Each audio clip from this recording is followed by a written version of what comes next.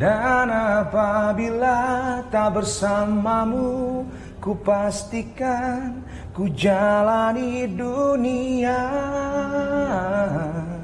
tak seindah kemarin. Sederhana, tertawamu sudah cukup lengkapi sempurnanya hidup bersamamu.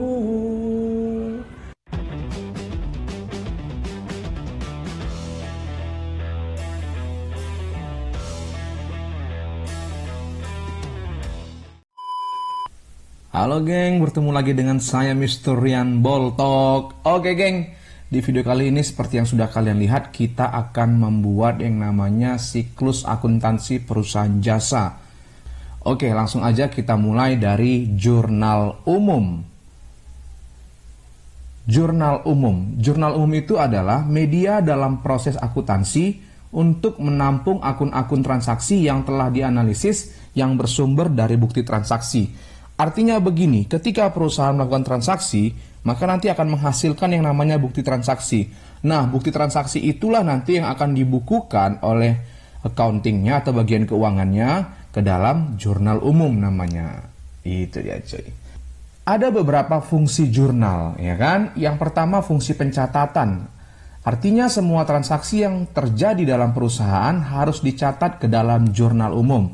Kemudian fungsi historis. Jadi jurnal umum itu dicatat berdasarkan urutan terjadinya transaksi.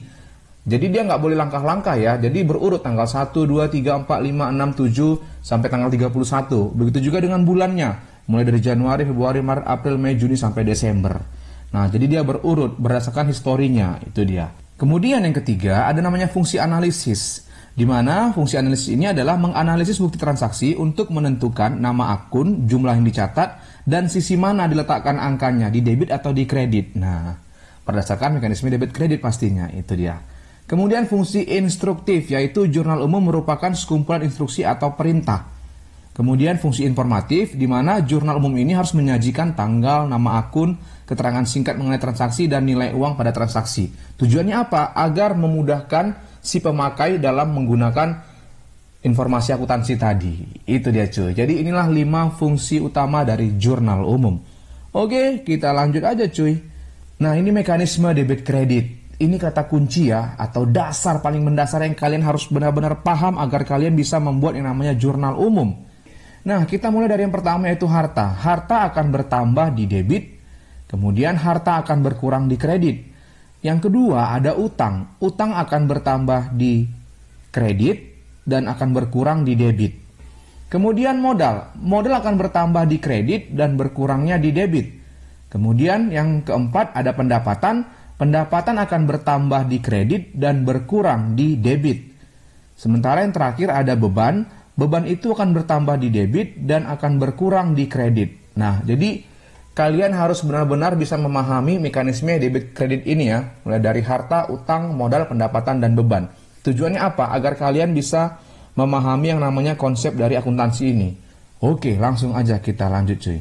Nah, ini tadi penggolongannya ya. Di sini saya akan sampaikan sedikit yang namanya kode akun ya, tapi yang numerik ya. Jadi secara singkat saja. Walaupun terkadang kode akun itu tidak berpengaruh secara signifikan terhadap proses penjurnalan. Nah, kita mulai dari harta. Harta itu yang pertama, ya kan? Terbagi atas 2. Nah, yaitu harta lancar. Nah, harta lancar itu terbagi lagi. Yang pertama ada namanya kas. Contohnya uang tunai, cek, atau kwitansi. Makanya 101 itu kas. Jadi kalau kalian mulainya dari 1 harta, kemudian 0 harta lancar, maka 101 itu kas. Seandainya kita mulai 1 harta, kemudian 1 lagi nih harta lancar, maka kas itu 111. Nah, kita lanjut. Yang berikutnya 102 yaitu piutang. Piutang ini sejumlah uang yang masih harus ditagih atau diterima. Atau utang orang lain kepada kita. Nah, itu dia. Kemudian yang 103 ada perlengkapan seperti kertas, alat tulis, tinta, atau bahan-bahan yang cepat habis. Lalu ada 104 yaitu biaya atau beban yang dibayar di muka. Seperti sewa dibayar di muka, iklan dibayar di muka, dan asuransi dibayar di muka. Nah, inilah penggolongan harta lancar secara umum ya. Secara umum. Nah, apabila ada lagi harta lancar yang lain, maka tinggal mengikuti urutannya saja, 105. Nah, misalkan muncul saham atau obligasi. Atau apabila ada lagi harta lancar yang lain, maka tinggal mengikuti alurnya saja, mengikuti urutannya.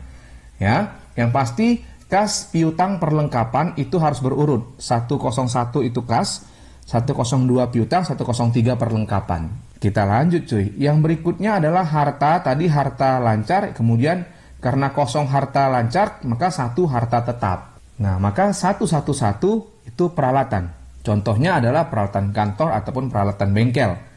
Kemudian 112 itu kendaraan seperti mobil, motor, truk, bus ataupun pesawat. Kemudian 103 itu bangunan, kemudian 104 itu mesin. Nah, jadi kalau yang namanya harta tetap itu karena kita mulai dari harta lancar kosong, maka harta tetapnya 1, berarti 111 itu peralatan. Nah, kemudian untuk akun harta tetap lainnya itu mengikuti saja. Misalkan kayak tanah, maka buat saja 115. Nah, gitu dia ya. Tanah itu aset tetap yang tidak mengalami penyusutan. Kalau misalkan ada lagi harta tetap yang lain, maka urutkan saja dia. Gitu dia ya caranya ya. Jadi nggak usah mau stres gara-gara kode akun. Kita lanjut. Nah, yang berikutnya utang. Utang itu terbagi 2 juga. Ada utang jangka pendek dan utang jangka panjang. Nah, utang jangka pendek atau utang lancar itu terbagi lagi, yaitu utang usaha, sehingga 201 utang usaha. Kemudian pendapatan diterima di muka, seperti sewa terima di muka, bunga terima di muka, pokoknya semua yang diterima di muka itu masuk ke dalam utang lancar. Oke. Lalu ada biaya yang masih harus dibayar atau utang yang masih harus dibayar seperti utang gaji, utang sewa, dan lain sebagainya. Nah, lalu kita lanjut. Ada namanya wesel bayar, yaitu perjanjian pembayaran yang dijalin 2 pihak, yakni pihak yang berutang atau debitur dan pihak yang memberikan utang ataupun kreditur. Yang berikutnya, maka ada utang jangka panjang, ya kan? Jadi utang lancar, kemudian utang jangka panjang. Utang jangka panjang ini juga terbagi. Yang pertama ada utang bank, sehingga 211 itu utang bank. Kemudian ada lagi utang hipotek, 212 utang hipotek. Nah, kemudian ada utang obligasi. Itu dia urutannya ya.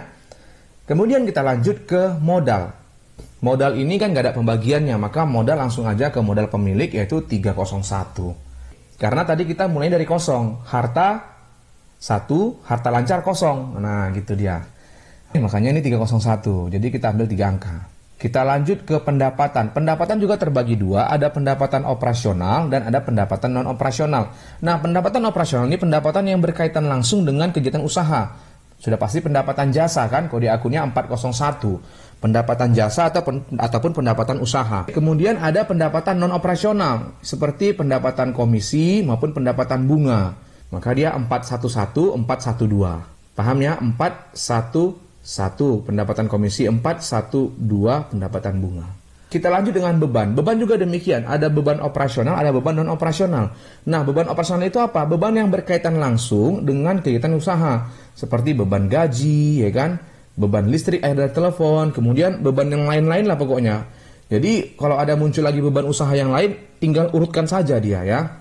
Nah, kemudian beban non operasional. Seperti sama halnya dengan pendapatan non operasional tadi. Maka ada beban komisi dan ada beban bunga. Jadi teman-teman nggak usah bingung masalah kode akun ya. Oke, sekarang langsung aja kita lanjut berikutnya, yaitu nah ini tabel jurnal umum. Tabel jurnal umum itu seperti ini cuy ya. Nah ini keterangan-keterangannya. Yang pertama itu sudah pasti ada judulnya dulu ya, judulnya jurnal umum periodenya kan. Nah tanggal ini adalah, nah kolom tanggal digunakan untuk mencatat tanggal. Kemudian ada kolom akun ataupun keterangan untuk mencatat nama akun, ya kan? Ataupun deskripsi ya, keterangan. Kemudian ini ada ref, ini adalah kode akunnya. Nah, kemudian ada debit dan kredit. Nah, ini letakkanlah dia sesuai dengan mekanisme debit kreditnya. Lalu ada kolom halaman. Nah, berada di halaman keberapa jurnal umumnya? Nah, kalau di halaman 1 maka buatlah di halaman 1. Nah, itulah dia gambaran dari tabel jurnal umum ya. Ya, gampang lah ini. Nah, biar lebih paham dan lebih mengerti, kita langsung saja ke poin utamanya, yaitu membuat jurnal umum. Nah, ini langkah-langkahnya, oke? Langkah-langkahnya ini yang pertama, tulis nama perusahaan dan periode jurnal umum yang akan dibuat. Kemudian ini kan bacalah ya. Nah, inilah langkah-langkahnya. Inilah langkah-langkah dalam membuat jurnal umum. Nah, bisalah dibaca ya, agak-agak dibaca lah dikit ya kan. Capek kali aku bacanya cuy, bukan apa-apa ya kan, biar nggak apa kali nanti, oke? Nah, sekarang langsung aja lah kita lanjut bagaimana cara membuat jurnal umumnya. Nah, ini transaksinya cuy. Ini transaksinya, nanti kita akan buat ke dalam jurnal umum. Ini lagi transaksinya, ini lagi. Nah, let's go to the general journal. Ayo kita buat jurnal umumnya. Nah, ini dia cuy. Nah, di sini ada kolom atau tabel jurnal umum. Yang pertama sekali judulnya ya, Biro Konsultan Arsitektur Mahaputra. Jurnal umum periode 31 Desember 2021. Ada kolom tanggal, keterangan, ref, debit dan kredit dalam rupiah, ya kan? Nah, kemudian di sini ada saya buat mekanisme debit kreditnya supaya mempermudah kita dalam memasukkan angkanya ke kolom debit atau ke kolom kredit. Tanggal 1 Desember, Agus Putra mendirikan Biro Konsultan Arsitektur Mahaputra.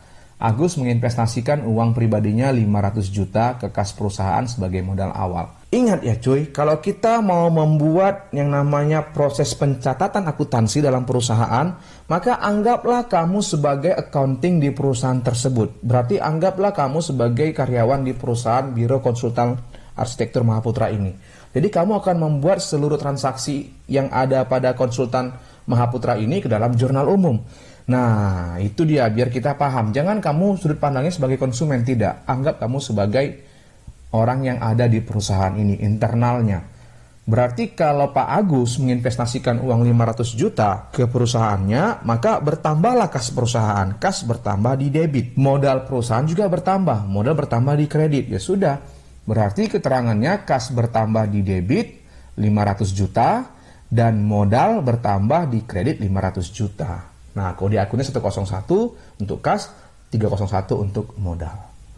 Nah, agak kita buat keterangan di sini cuy. Nah, berarti setoran modal awal atau investasi modal oleh pemilik, sama aja itu. Lanjut, tanggal 2, dibeli tunai peralatan kantor 20 juta dan perlengkapan kantor seharga 5 juta. Jadi, terjadi pembelian secara tunai untuk peralatan kantor dan untuk perlengkapan kantor. Berarti, tanggal 2 Desember, kalau kita analisis, bertambahlah peralatan kantor. Itu harta bertambah di debit 20 juta. Ya kan? Nah, kemudian bertambah lagi perlengkapan kantor 5 juta. Harta bertambah di debit. Nah, lalu katanya di sini dibeli secara tunai. Berarti kasnya, hartanya berkurang di kredit. Berapa kasnya berkurang? 25 juta. Wow, mudah banget. Ya sudah, buat aja sini pembelian peralatan dan perlengkapan kantor. Kita lanjut tanggal 3 Desember. Dibayar di muka, sewa kantor sebesar 12 juta untuk 3 bulan. Nah, ini yang perlu kita pahami cuy. Apabila transaksi itu terjadi untuk pembayaran melebihi periode yang sedang berjalan, maka akan menjadi dibayar di muka. Tapi apabila pembayaran beban dilakukan hanya untuk periode berjalan, katakan di sini untuk Desember saja, maka jatuhnya menjadi beban. Nah, karena di tanggal 3 ini katanya dia bayar sewanya untuk 3 bulan, sehingga akan muncul akun sewa dibayar di muka. Sewa dibayar di muka itu harta, bertambahnya di debit. Oke, 12 juta. Pakai apa bayar sewanya? Pakai kas. Kas itu harta, berkurangnya di kredit. Nah, sudah. Selesai. Harusnya kan, ini tabelnya semua memanjang ya sampai bawah ya. Jadi satu kesatuan tabel dia ya untuk semua transaksi selama satu periode itu. Tapi karena kita proses pembelajaran, jadi saya buatnya agak terpisah-pisah supaya gampang dimengerti, oke? Nah, kita akan lanjut lagi ke transaksi berikutnya. Tapi ingat, ini harusnya berada dalam satu kesatuan tabel ya. Oke, kita lanjut transaksi yang selanjutnya cuy. Oke. Diterima pendapatan jasa konsultasi dari PT Bangun Cipta Sarana Madya sebesar 15 juta secara tunai. Diterima pendapatan jasa. Kalau kita menerima pendapatan jasa, berarti yang kita terima dalam bentuk apa? Iya, dalam bentuk uang. Uang itu adalah kas, yaitu harta. Berarti tanggal 4 Desember, kas kita bertambah di debit 15 juta. Nah, kas ini muncul karena aktivitas apa? Karena adanya aktivitas pendapatan jasa. Berarti pendapatan jasa bertambah. Pendapatan jasa bertambah di mana? Di kredit. Nah, ya sudah kan gampang. Nah, buat keterangannya di sini, menerima pendapatan. Easy, ya kan? Kita lanjut tanggal 10 Desember. Dibayar gaji pegawai sebesar 4.800.000. Nah, ini tadi yang saya katakan, apabila ada pembayaran beban untuk periode berjalan, ya kan, yang terjadi pada saat itu, maka jatuhnya menjadi beban. Berarti tanggal 10 Desember dibayar beban gaji. Nah, beban gaji bertambah di debit, ya kan? Pakai apa bayar gaji? Pakai daun, nggak mungkin cuy. Sudah pasti pakai duit, ya kan? Berarti kasnya berkurang. Nah, beban bertambah, berarti tanggal 10 Desember, beban gajinya bertambah di debit 4.800.000, harta yaitu berupa kas berkurang di kredit 4.800.000. Nah, pembayaran gaji. Wow, mudah banget. Kalau mudah subscribe, geng. Langsung aja gaskan, jangan lama-lama cuy. Capek buatnya soalnya, ya kan? Bukan lagi, ya kan? Oke, tanggal 11 Desember. Diperhitungkan honor jasa pembuatan desain rumah kepada PT Tunggal Mandiri sebesar 25 juta. Artinya, perusahaan kita, yaitu Biro Konsultan Arsitektur Mahaputra ini, mengeluarkan yang namanya bukti transaksi, iyalah benar. Yaitu berupa mungkin faktur ya, atas jasa yang sudah kita lakukan, yaitu membuat desain rumah. Nah, berarti di sini ada transaksi pendapatan jasa, tetapi duitnya belum diterima. Kita belum terima duitnya. Sehingga tanggal 11 itu, kalau kita belum terima duitnya, maka jatuhnya jadi piutang usaha. Piutang usaha harta bertambah di debit. Berarti piutang usaha bertambah di debit 25 juta. Piutang usaha ini muncul karena adanya pendapatan kan gitu. Pendapatan jasa bertambah di kredit 25 juta. Wow, mudah banget. Nah, itu dia cuy. Oke cuy, kita lanjut ke transaksi selanjutnya ya kan. Nah, ini dia. Yang berikutnya tanggal 12 Desember, Agus Putra mengambil kas untuk keperluan pribadi sebesar 6 juta. Nah, kalau pemilik mengambil kas untuk kepentingan pribadi, maka namanya prive atau pengambilan uang perusahaan. Nah, oleh pemilik. Nah, maka tanggal 12 Desember, prive Tuan Agus itu di debit 6 juta, kemudian kasnya di kredit 6 juta. Nah, kalau untuk transaksi prive itu selalu seperti ini, prive di debit, kas di kredit. Nah, kode akun prive itu mengikuti kode akun modal ya. Setelah modal maka muncullah kode akun prive. Kita buat keterangannya di sini. Oke, kita lanjut ya. Yang berikutnya tanggal 13 Desember, dibayar biaya pemeliharaan peralatan sebesar 1.500.000. Berarti bayar beban pemeliharaan peralatan untuk bulan Desember, maka jatuhnya jadi beban pemeliharaan kan gitu. Beban bertambahnya di debit, maka tanggal 13 Desember, beban pemeliharaan peralatan di debit 1.500.000, kas di kredit 1.500.000. Maka buat keterangannya di sini. Oke. Tanggal 14 Desember, dibeli 2 unit mobil untuk kendaraan operasional seharga 300 juta secara tunai. Nah, 2 unit mobil harganya 300 juta. Berarti bertambahlah yang namanya harta perusahaan berupa mobil ataupun kendaraan. Tapi kita buat aja mobil, jangan kendaraan. Nanti maknanya ambigu kan gitu. Berarti tanggal 14 Desember bertambahlah mobil, harta itu ya, mobil itu harta bertambah di debit 300 juta. Nah, karena dia beli tunai makanya kasnya berkurang di kredit 300 juta. Wow, mudah banget. Ya kan gitu lah cuy. Oke, kita lanjut untuk transaksi selanjutnya. Oke, udah agak ngantuk kalian kan? Nah, sabar kalian. Kalau mau pintar tuh, mau sukses, memang harus ada yang dikorbankan, yaitu apa? Nah, istirahatnya, waktunya, main-mainnya dikorbankan dulu cuy untuk belajar ya kan? Itu dia cuy. Kita lanjut. Nah, transaksi tanggal 15 Desember. Dibeli secara kredit, artinya belum dibayar ya. Peralatan kantor 30 juta dan perlengkapan kantor 10 juta dari toko Panglima Ekonomi. Gampang kali, berarti kalau kita beli peralatan kantor, maka tanggal 15 Desember bertambahlah peralatan kantor kita di debit 30 juta. Kemudian bertambah lagi perlengkapan kantor kita di debit 10 juta. Tetapi kita belum bayar. Berarti kita masih ngutang. Kalau kita ngutang maka utang kita bertambah di kredit. Berapa? 40 juta. Nah, itu dia. Ya sudah, pembelian kredit dia nih. Wow, mudah banget, ya kan? Oke, kita lanjut cuy, tanggal 16 Desember. Tanggal 16 Desember diterima pembayaran piutang dari PT Tunggal Mandiri sebesar 21 juta. Artinya di sini kita menerima piutang. Kalau piutang sudah kita terima, maka piutang kita berkurang. Piutang itu harta, berkurangnya di kredit. Nah, apa yang kita terima dari piutang? Uang. Uang itu kas. Nah, kas itu harta, bertambah di debit. Berarti kas kita bertambah di debit 21 juta, piutang usaha kita berkurang di kredit 21 juta. Penerimaan piutang, ya kan? Wow, mudah banget. Oke, cuy. Kita lanjut tanggal 18 Agustus. 18 Agustus lagi. 18 Desember, ya kan? Ini tanda-tanda ngantuk nih. Nah, dibayar utang kepada toko panglima ekonomi sebesar 28 juta. Dibayar utang katanya. Berarti kita yang membayar utang. Kalau kita membayar utang, maka utang kita akan berkurang. Utang berkurang di debit. Ya sudah, tinggal buat aja utang usaha berkurang di debit 28 juta. Pakai apa bayar utang? Pakai kas lah. Berarti kas kita berkurang di kredit 28 juta.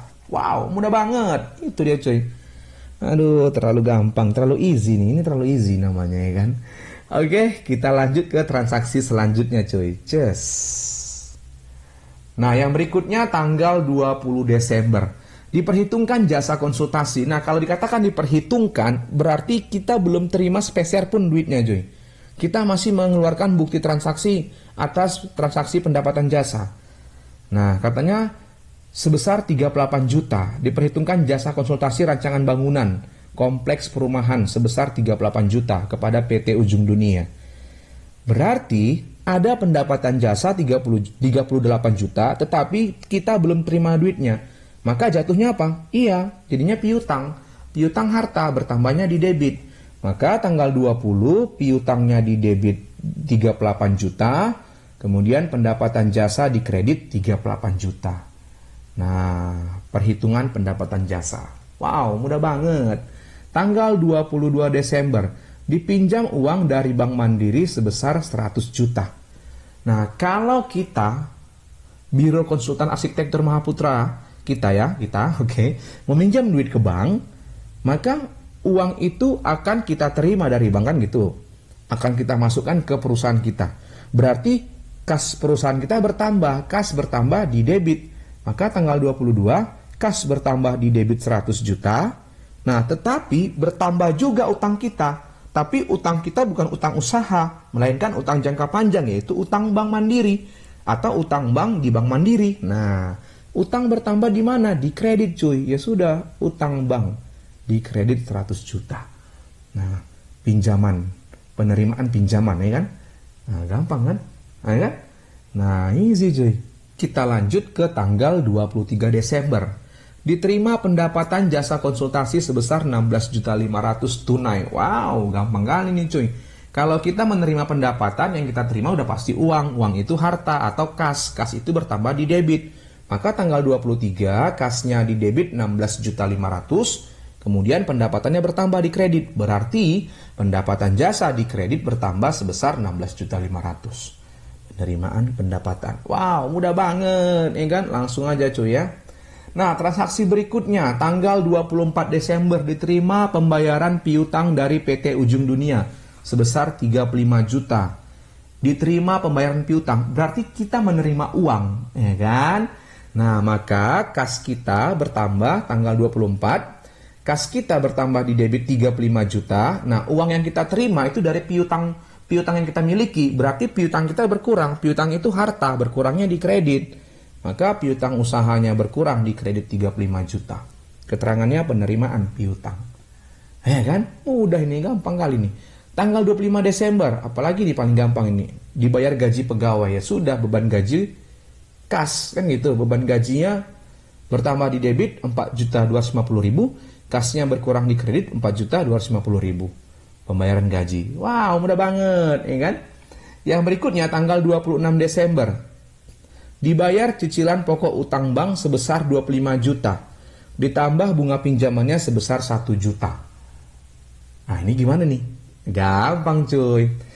Logikanya begini saja. Kalau kita bayar utang, ya kan? Berarti utang kita berkurang. Ya kan? Nah, kemudian kita bayar utangnya pakai apa? Nah, kita bayar utangnya pakai kas. Berarti kas kita berkurang di kredit. Utang bank kita berkurang di debit 25 juta. Kemudian kita ada muncul bebannya bertambah 1 juta, ya kan? Maka kasnya yang kita keluarkan 25 juta tambah 1 juta, yaitu 26 juta. Nah, itu dia. Bayar utang 25 juta ditambah beban bunganya 1 juta, sehingga kasnya jadinya 26 juta. Nah, pembayaran cicilan dan bunga bank. Sudah, easy man. Mari kita lanjut. Nah, yang berikutnya adalah tanggal 27 Desember. Dibayar biaya pelatihan pegawai. Oh, gampang kali nih. Tanggal 27 berarti beban pelatihan di debit 4.900.000. Pakai apa bayarnya? Pakai kas. Kas kita berkurang di kredit 4.900.000. Nah, sama tanggal 30 pun demikian. Ya, tanggal 30 itu berarti dibayar biaya pemeliharaan peralatan. Berarti beban pemeliharaan peralatan di debit 2.200.000, kas di kredit 2.200.000. Nah, buat keterangannya. Nah, kemudian tanggal 30 ada 2 kali ya. Oke, tanggal 30 lagi. Nah, diterima pendapatan komisi. Sama aja cuy. Kalau kita terima pendapatan komisi, berarti pendapatan kita bertambah di kredit. Yang kita terima dari pendapatan itu uang. Kasnya berarti bertambah di debit. Maka kas bertambah di debit 2 juta. Nah, ini pendapatan komisi cuy. Bertambah di kredit 2 juta. Penerimaan atau pendapatan komisi. Ya sudah. Easy man. Nah, mari kita lanjut. Oke. Yang berikutnya adalah lanjut buku besar. Belum ya, masih ada nih. Oke.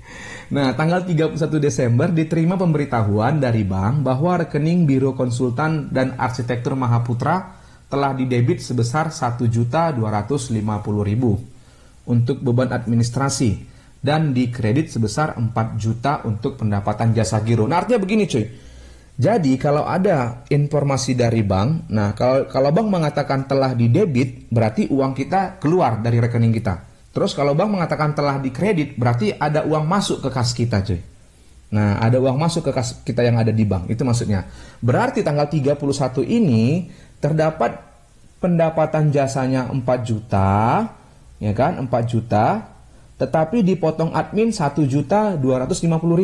Maka kas kita yang kita terima itu di debit sebesar 2.750.000. Kenapa? Karena ada beban 1.250.000. Nah, maka pendapatan jasa giro kita 4 juta. Itu maksudnya. Jadi bank mengkredit uang 4 juta. Ada adminnya 1.250.000. Maka yang tinggal di rekening kita yaitu kas kita sebesar 2.750.000. Itu maksudnya Joy. Maka ini pendapatan jasa giro. Mudah banget, ya kan? Nah, nomor tanggal ya, tanggal 31 Desember yang terakhir nih. Dibayar rekening air, listrik, dan telepon. Aduh, gampang kali nih. Langsung aja beban listrik, air, dan telepon 2 juta. Kemudian kas di kredit 2 juta. Udah selesai. Nah, tadi kan saya udah katakan, tabelnya harus satu tabel semua ya. Semua transaksi berada dalam satu kesatuan tabel. Nah, jadi kalau saya totalkan semua dari yang awal tadi, maka jumlahnya harus balance. Nah, ini jumlahnya cuy. 1.213.150.000 rupiah. Itu dia ya, harus sama jumlah debit dan kreditnya. Baru jurnal umumnya benar. Nah, sekarang kita lanjut ke buku besar cuy. Oke, mari kita gaskan. Nah, ini dia, buku besar atau General Ledger. Buku besar itu adalah proses memindah bukukan akun-akun yang bersumber dari jurnal umum yang memiliki kode akun yang sama dan disusun secara berurutan berdasarkan kode akun sehingga mudah ditemukan ketika diperlukan. Atau gini bahasa paling gampangnya coy. Buku besar itu adalah kumpulan akun-akun dengan kode akun yang sama atau nama akunnya yang sama yang sumbernya dari jurnal umum. Dah gitu dia. Nah, ada beberapa langkah dalam membuat buku besar. Nah, ini dia langkah-langkahnya, kalian baca lah ya. Tulis nama dan nomor akun dari jurnal sebagai judul. Ya, catat tanggalnya. Nah, kalian baca lah ya. Nah, nanti biar lebih paham sebenarnya ketika kita langsung praktek membuat buku besarnya. Di mana-mana memang kayak gitu ya kan. Kalau teori ini kadang-kadang susah kita memahaminya, tapi kalau udah praktek kita, gampang kali ternyata kan gitu dia. Nah, langsung aja kita praktekkan ya. Nah, buku besar itu ada beberapa jenis ya. Ada bentuk T, ini dia bentuk huruf T. Bentuk 2 kolom, yaitu debit kredit, itu 2 kolom maksudnya ya. Kolom pertama debit, kolom kedua kredit. Kemudian bentuk 3 kolom, kolom pertamanya debit, kolom keduanya kredit, kolom ketiganya saldo. Kemudian bentuk 4 kolom. Nah, yang saya gunakan nanti yang 4 kolom, ini yang paling familiar. Yaitu ada debit kredit, kemudian saldonya terbagi 2 lagi, debit kredit. Nah, itu dia, oke. Kita akan pakai yang namanya bentuk 4 kolom. Oke, langsung aja cuy. Nah, ini buku besar kasnya dulu. Kita urutkan ya, kasnya dulu kita buat. Nah, di sini ada saya tampilkan potongan-potongan dari jurnal umum yang kita buat tadi ya. Karena kan buku besar itu bersumber dari jurnal umum. Jadi kita akan munculkan semua potongan-potongan jurnal umum yang di dalamnya ada kas. Nah, ini dia seperti tanggal 1 nih, lihat. Oke, maka buat tanggal, keterangan, debit, kredit, debit ataupun kredit. Ini kasnya di debit. Ya udah, berarti tanggal 1 kasnya di debit. Nah, pindahkan dia ke debit. Udah. Nah, yang kedua kasnya di kredit tanggal 2. Nah, ini kan? Oke, nah JU ini, ref ini artinya jurnal umum halaman 1. Artinya jurnal umum tadi berada pada halaman 1. Kira-kira begitu dia. Nah, debit, kredit kita kurangkan cuy. Nah, itu dia. Itu udah hukumnya akuntansi ya. Kalau debit jumpa kredit kita kurangkan. Kalau debit jumpa debit kita jumlahkan. Kalau kredit jumpa kredit kita jumlahkan juga. Oke? Nah, kita lanjut. Yang berikutnya adalah tanggal 3 Desember kasnya di kredit. Oke, maka kita kurangkan. Kemudian tanggal 4 Desember kasnya di debit. Maka kita jumlahkan. Oke. Kemudian tanggal 10 Desember kasnya di kredit. Maka kita kurangkan. Kita lanjut, masih banyak nih cuy. Nah, yang berikutnya tanggal 12 kasnya di debit. Maka ini kita kasnya di kredit, maaf ya, nggak nampak prefnya. Ya, kasnya di kredit, maka ini kita kurangkan. Kemudian tanggal 13 Desember kasnya ini di kredit juga. Kita kurangkan ya. Oke. Dalam ribuan rupiah ya. Kemudian tanggal 14 kasnya di kredit juga, kita kurangkan. Kemudian tanggal 16 kasnya di debit. Nah, debit jumlahkan. Nah, kemudian ada pertanyaan, kapan dia akan dikredit? Nah, apabila nilai kredit nanti lebih besar daripada nilai debit, maka dia akan kita buat selisihnya di kredit. Misalkan nih, ya. Misalkan, nah ini tanggal 18, lihat. Ini kan 18 kan di kredit nih, 28 juta. Nah, kalau seandainya nilainya ini 200 juta, dan di sini 186 juta, sudah otomatis kan lebih besar yang di sini. Kalau seandainya 200 juta, maka selisihnya letakkan dia di kredit. Artinya dia tidak bersaldo normal, itu maksudnya. Nah, paham ya? Karena kan dari tadi kan kalau kita kurangkan, itu masih lebih besar saldo debit. Makanya dia letaknya di debit terus. Nah, itu dia. Jadi ini debit kredit kita kurangkan cuy. Maka letakkan dia di debit. Karena saldo debit masih lebih besar. Oke? Nah, masih banyak nih cuy. Yang berikutnya adalah, nah, tanggal 22 Desember di debit 100 juta. Maka ini jumlahkan, letakkan di debit. Tanggal 23 juga di debit. Debit jumlahkan, letakkan di debit. Tanggal 24 juga di debit 35 juta. Maka jumlahkan, letakkan di debit. Kemudian tanggal 25 di kredit. Nah, kita kurangkan, letakkan dia di kredit hasilnya. Kemudian tanggal 26 juga itu di kredit. Maka kurangkan, letakkan dia di kredit. Nah, masih ada lagi nih cuy. Nah, yang berikutnya tanggal 27 di kredit 4.900.000. Nah, maka kurangkan. Kemudian tanggal 30 di kredit juga 2.200.000, maka ini kita kurangkan. Kemudian tanggal 30 di debit 2 juta, ya kan? Debit jumlahkan, letakkan di debit. Kemudian tanggal 31 juga masih di debit, maka kita jumlahkan. Kemudian tanggal 31 di kredit, maka ini kita kurangkan tuh, jadinya 2 juta. Jadinya 2 juta, maksudnya kredit 2 juta. Jadi kita kurangkan, jadinya 2.275.600.000 rupiah. Dalam ribuan rupiah ya. Nah, maka saldo kas kita, ya, nilai bersih dari kas kita itu adalah 275.600.000 rupiah. Itu dia. Nah, saya rasa paham lah, gampang ini, easy kali buat ini. Kita lanjut lah. Tanggal bukan ya. Yang berikutnya adalah piutang usaha. Nah, ini kita buat lagi penggalan jurnal umumnya. Nah, tanggal 11 Desember piutangnya di debit 25 juta, langsung masukkan 25 juta, ya kan? Paham ya? Keterangan ini dari sini pun bisa kalian buat sebenarnya, ya kan? Jadi keterangan ini nggak begitu concern kali kita. Nah, yang selanjutnya adalah tanggal 16 Desember piutangnya di kredit 21 juta. Di kredit, nah ini kan debit kredit. Nah, masih lebih besar debitnya, makanya hasilnya letakkan di debit. Kalau seandainya tadi di sini 26 juta, maka sejuta kita buat di kredit. Artinya dia tidak bersaldo normal. Karena piutang bersaldo normalnya di debit. Kan itu dia. Oke, kita lanjut. Yang berikutnya tanggal 20 Desember di debit 38 juta, maka kita jumlahkan. Yang berikutnya tanggal 24 juta di kredit, maka kita kurangkan. Sehingga saldo piutang usaha, saldo bersihnya sebesar 7 juta rupiah. Itu dia coy. Kita lanjutkan. Yang selanjutnya adalah perlengkapan kantor. Nah, perlengkapan kantor ada dua ya. Yang pertama tanggal 2 Desember di debit 5 juta. Perlengkapan kantor tanggal 15 itu di debit 10 juta. Maka kita jumlahkan jadi 15 juta. Nah, jadi saldo perlengkapan kantor kita itu 15 juta. Oke, mari kita lanjut. Yang berikutnya sewa dibayar di muka dan peralatan kantor. Kita munculkan lagi potongan atau serpihan dari jurnal umumnya ya. Nah, sewa dibayar di muka itu cuma satu, yaitu tanggal 3 Desember di debit 12 juta. Langsung aja, ces. Ya kan? Kemudian peralatan kantor, mana dia? Ces, ini dia. Tanggal 2 Desember di debit 20 juta. Kemudian tanggal 15 Desember itu di debit sebesar 30 juta. Maka debit-debit kita jumlahkan 50 juta. Maka nilai perlengkapan lagi. Nilai peralatan kantor itu 50 juta.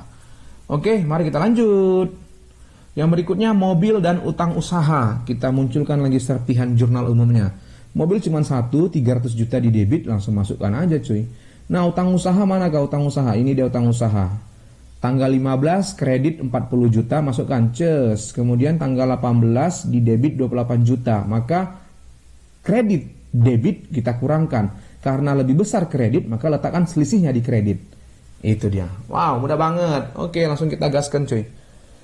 Nah, yang selanjutnya utang bank dan modal Agus. Kita munculkan lagi serpihan jurnal umumnya.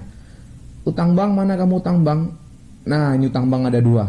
Tanggal 22 Desember di kredit 100 juta dan tanggal 26 Desember di debit 25 juta. Sehingga hasil akhir utang bank kita yaitu sebesar 75 juta. Lalu modal di manakah modal? Nah, ini modal Agus cuma satu, 500 juta di kredit. Dah. Oke. Kita lanjutkan cuy. Yang berikutnya Prive Agus dan pendapatan jasa. Jebret. Nah, ini dia. Prive Agus itu cuma satu, tanggal 12 Agustus di debit. Ya, ini debit 6 juta, masukkan di sini. Cus. Ya kan? Kemudian pendapatan jasa, kayaknya agak banyak di pendapatan jasa. Nah, ini dia. Tanggal 4 Desember kredit 15 juta. Kemudian tanggal 11 Desember kredit 25 juta, sama-sama kredit kita jumlahkan menjadi 40 juta. Kemudian tanggal 20 Desember di kredit 38 juta, maka kita jumlahkan 40 tambah 38 yaitu 78. Kemudian tanggal 23 di kredit 16 juta 500 kita jumlahkan sehingga saldo akhir saldo akhir pendapatan jasa 94 juta 500. Aduh, agak capek moncong ini, memang ngomong haus sekali memang. Gimana nih? Makanya kalian subscribe lah, kalian bantu lah, kalian support lah channel ini cuy, ya kan? Capek kali buatnya soalnya, ya kan? Bukan apa-apa, biar nggak apa kali kita. Kita lanjut lah ya. Pendapatan giro. Nah, munculkan lagi potongan-potongan dari jurnal umum. Pendapatan giro tanggal 31 Desember di kredit 4 juta, langsung masukkan ces. Yang selanjutnya pendapatan komisi di kredit 2 juta, langsung masukkan ces. Dah. Kita next kan ya, bercepat ya. Nah, beban gaji, beban air, listrik, dan telepon. Oke, langsung aja kita munculkan lagi serpihan jurnal umumnya. Beban gaji mana ke beban gaji nih? Nah, ini dia. Tanggal 10 di debit 4.800.000. Kemudian tanggal 25 4.250.000 juga di debit. Kita jumlahkan debit-debit, maka di debit menjadi 9.050.000. Sekarang beban air, listrik, dan telepon. Tanggal 31 Desember 2 juta di debit, masukkan langsung. Oke, selesai. Kita gas lagi cuy, biar cepat cuy. Nah, kemudian beban pemeliharaan peralatan, ces. Ada dua nih ya kan, tanggal 13 Desember di debit 1.500.000, kemudian tanggal 30 Desember di debit 2.200.000, maka 1,5 tambah 2,2 yaitu 3.700.000. Itulah saldo beban pemeliharaan peralatan. Oke, kita lanjutkan cuy. Nah, yang berikutnya adalah beban pelatihan, beban administrasi bank, dan beban bunga. Kita munculkan lagi potongan dari jurnal umumnya.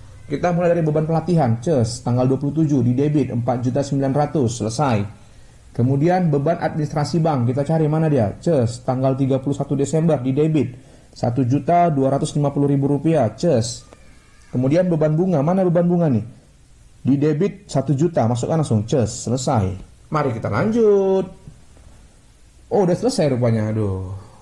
Udah selesai rupanya cuy. Sekarang kita masuk ke neraca saldo atau trial balance. Nah, neraca saldo adalah laporan pembukuan atau akuntansi yang mencantumkan saldo di setiap akun buku besar. Nah, gini aja biar gampang cuy. Neraca saldo itu adalah kumpulan dari saldo akun buku besar. Itu dia ya, oke? Kumpulan dari saldo akun buku besar. Itulah neraca saldo. Nah, langsung aja kita gaskan. Oke, ini dia. Nah, ini tadi serpihan ya, serpihan buku besarnya. Ya sudah, inilah tabel neraca saldo, nomor akun, nama akun, debit, kredit. Jadi di neraca saldo tidak ada tanggal cuy. Ya sudah, tinggal kita masukkan aja ini kas kan, judulnya kan kas. Nah, nomor akunnya kan udah ada nih 101. Masukkan aja langsung ini. Ces. 101, nama akunnya kas. Debitnya 275 600. Sudah selesai. Tinggal masukkan aja nih cuy sebenarnya cuy. Udah gampang ini kalau buku besarnya udah ada, ya kan? Nah, apalagi? Piutang usaha, perlengkapan, sewa dibayar di muka, peralatan kantor. Kita masukkan piutang, ces, masukkan. Kita masukkan lagi perlengkapan kantor, ces, masukkan. Nah, sewa dibayar di muka, masukkan 104, 12 juta di debit. Ces, letaknya harus sesuai ya cuy. Kalau dia debit, letakkan debit saldonya gitu. Jangan salah-salah, nanti nggak balance dia. Peralatan kantor 111, masukkan, ces. Debit 50 juta, ces. Dah. Ganti lagi, ces, next. Kemudian mobil, debit 300 juta, ces. Masukkan mobil, 300 juta di debit. Kemudian utang usaha, kredit. Masukkan utang usaha di kredit, ces. Ya kan? Kemudian utang bank di kredit 75 juta, masukkan. Ces. Kemudian modal Agus kredit 500 juta. Masukkan kredit 500 juta. Dah. Selesai. Next. Nah, ini dia serpihan buku besarnya ya. Prive, pendapatan jasa, pendapatan giro, pendapatan komisi. Prive di debit masukkan 6 juta. Ces. Nah, dalam ribuan rupiah ya. Kemudian apa lagi? Pendapatan jasa masukkan 94.500.000. Di mana ini kredit? Masukkan, ces. Kemudian pendapatan giro, kredit 4 juta, masukkan, ces. Kemudian pendapatan komisi, kredit 2 juta, masukkan, ces. Dah, next. Oke. Selanjutnya beban gaji, beban air, listrik dan telepon, beban pemeliharaan peralatan, beban pelatihan. Beban gaji debit, ces, masukkan, debit, ces. Kemudian beban air, listrik dan telepon, debit, masukkan, ces. Kemudian beban pemeliharaan peralatan, debit, masukkan, ces. Kemudian beban pelatihan di debit 4.900.000, masukkan cuy, ces. Dah. Next. Gampang kan? Gampang lah ini, easy nih cuy. Apa ini? Easy, gampang, terlalu gampang nih. Beban administrasi bank, oke? Masukkan di sini, ces. Mana ini? Debit, masukkan dia debit. Oke.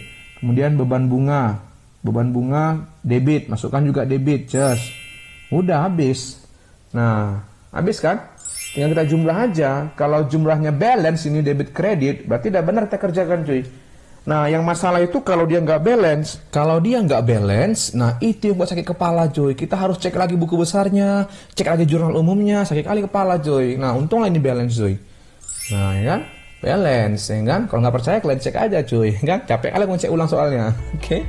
Nah, kita lanjut. Habis neraca saldo, kita masuk ke jurnal penyesuaian cuy. Ya kan? Adjustment entries, jurnal penyesuaian.